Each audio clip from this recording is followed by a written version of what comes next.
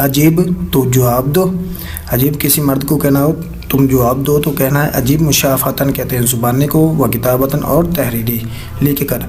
हल है ज़र्फ़ुन, क्या ये ज़र्फ़ है, तो आपने इसका जवाब देना है नाम या ला में।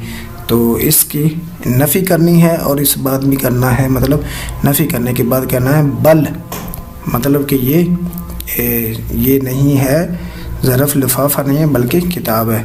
इसी तरह हल हाज़ा कितारुन, इसकी तरफ इशारा है, क्या ये रेलगाड़ी है, तो आपने इसकी नफ़ी करनी है हल का जवाब देते हुए और इस बात यानी इसका असल जवाब भी देना है। हल हाज़ा मिंदीलुन, क्या ये रुमाल है, तो इसका भी आपने जवाब देना है हल के उल्ट में। अगर नहीं है तो ला से शुरू करेंगे, अगर हाँ में है तो नाम से शुरू करेंगे। हल हाज़ा बाबुन, तो इसकी तरफ इशारा है कि क्या ये दरवाज़ा है। हल हाज़ा तिलफियून, क्या ये टीवी है। नबी सल्लल्लाहु अलैहि वसल्लम का हुस्न जमाल है।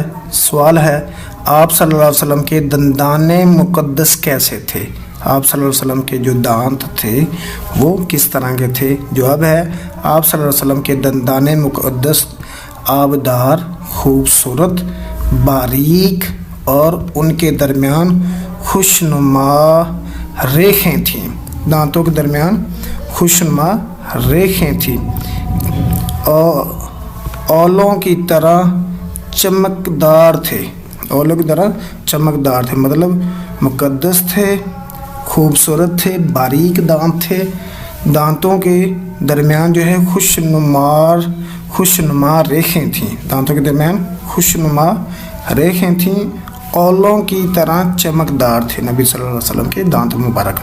आगे है आप सल्लल्लाहु अलैहि वसल्लम की नाक किस कदर हसीन थी, नबी सल्लल्लाहु अलैहि वसल्लम की नाक जो है वो किस कदर हसीन थी। जवाब है आप सल्लल्लाहु अलैहि वसल्लम की नाक जो है नूरानी चमक वाली थी, बुलंदी माइल थी और कदरे झुकी हुई थी,